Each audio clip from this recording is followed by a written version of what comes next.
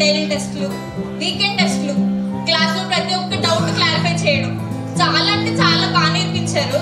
నేను అసలు అనుకోలేదు, జాయిన్ అవ్వకూడదేమో అనుకున్నాను. ఇక్కడికి వచ్చి చూసిన తర్వాత ఏంటి ఇలా ఉంది అని అనుకుని చాలా